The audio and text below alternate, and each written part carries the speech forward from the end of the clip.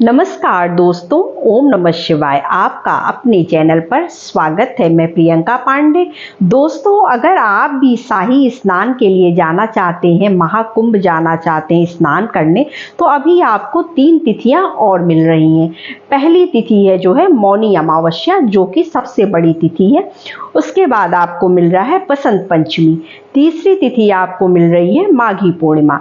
आप इन 3 तिथियों में जो है शाही स्नान कर सकते हैं, अमृत स्नान कर सकते हैं।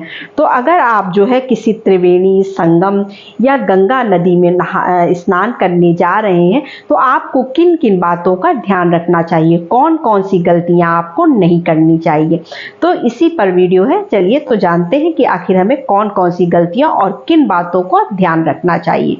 तो पहले तो हमें जो है, जब हम स्नान करने जाते हैं तो हमें वहां पर साबुन, शैम्पू वगैरह का प्रयोग नहीं करना चाहिए। बहुत से लोग होते हैं कि वो वहाँ पर साबुन का प्रयोग करते हैं। तो इस तरह से अगर हम किसी संगम स्नान और या किसी ऐसे तीर्थ स्थल पर हम नहाने जाते हैं, तो वहाँ पर हमें जो है साबुन, शैम्पू का प्रयोग नहीं करना चाहिए। लोग कपड़े भी वहीं पर धोने लगते हैं, कपड़ा भी हमें नहीं धोना चाहिए। कपड़े को हम, अगर आपके कपड़े गीले हो गए स्नान करने के बाद, तो आप कपड़े का पानी निचोड़ कर जो है उसको रखकर अपने घर ले आइए, घर पर उसको धो लीजिएगा। तो ये गलती हमें नहीं करनी है। दूसरा, हमें स्नान करने के बाद तुरंत जो है अजूरी में पानी भरकर सूर्य भगवान को जल देना है। उस सूर्य भगवान को जल देने के बाद जो है हम पश्चिम दिशा की तरफ मुख करके जो है वो हरि विष्णु को जल देंगे। उसके बाद हमें जो है दक्षिण दिशा की तरफ मुख करके जो है अपने पितरों को जल देना है। जब हम इस तरह से जो है स्नान के सारे नियम, सारी विधि विधान से जो है स्नान करते हैं, इन गलतियों को, जो गलतियां उनको हम नहीं करेंगे, तो जो है हमें इस स्नान का संपूर्ण फल जो है प्राप्त होगा, विशेष फल प्राप्त होगा।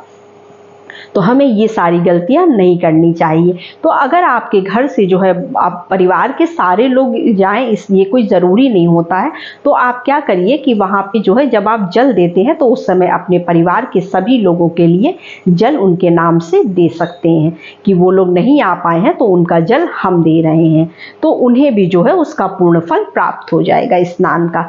तो स्नान के बाद आपको मंदिर में दर्शन जरूर करना चाहिए। तो अगर आप प्रयागराज नहाने गए हैं, तो वहां पर जो है लेटे हुए हनुमान जी हैं, या फिर अक्षय वट मंदिर है, और भी बहुत से मंदिर है, जो भी आपके आसपास पड़ जाए वहां पर आप दर्शन जरूर करिएगा। और अगर आप वाराणसी में रहते हैं, तो आप गंगा स्नान करते हैं, तो वहां पर आप जो भी मंदिर है वहां पर दर्शन जरूर करिएगा। घर आते समय आप गंगा जल जरूर लाइएगा, और गंगा जल लाकर अपने घर में जो है उसके पूरे घर में छिड़काव करके, जो लोग नहीं गए हैं उनके ऊपर छिड़काव करिएगा और गंगा जल जो है सबको दीजिएगा। इससे आपको जो है गंगा स्नान का पूर्ण फल प्राप्त होगा, अमृत स्नान का पूर्ण फल प्राप्त होगा। वहां से आने के बाद जो है आपको तामसिक भोजन का जो है प्रयोग नहीं करना। आपको तामसिक भोजन नहीं करना है, जैसे कि मांस, मछली और मदिरा का प्रयोग आपको 2 दिन तक नहीं करना है। और जब आप स्नान करने जाने वाले हों, तब भी आपको 2 दिन तक ये चीज़ें नहीं खानी है, तो इसका आपको त्याग करना होता है। उसके बाद आपको अपने घर में कोई भी जो है अच्छा, मतलब कोई कार्यक्रम करना चाहिए पूजा से संबंधित। जैसे मान लीजिए आप हवन कर सकते हैं। अगर आप हवन नहीं कर सकते तो आप कुछ नहीं तो सुंदरकांड का पाठ खुद ही बैठकर पढ़ सकते हैं। मंगलवार या शनिवार कोई भी अच्छा दिन देखकर आप उस दिन जो है इसका पाठ कर लें, और पाठ करके एक ब्राह्मण को भोजन करा दें। अगर आप भोजन नहीं करा पा रहे हैं, तो आप जो है उनके भर का खाना निकाल कर जो है आप दान कर दें। तो इस तरह से जो है हमें संगम स्नान जो है करना चाहिए, अमृत स्नान करना चाहिए, तभी हमें इसका जो है पूर्ण फल प्राप्त होता है। तो बस यही छोटी सी वीडियो थी, छोटी सी जानकारी थी। वीडियो अच्छी लगे तो चैनल को लाइक, सब्सक्राइब जरूर कर लीजिएगा, और आगे तक शेयर करिए ताकि और भी लोगों को जानकारी प्राप्त हो सके। नमस्ते फ्रेंड्स, ओम नमः शिवाय।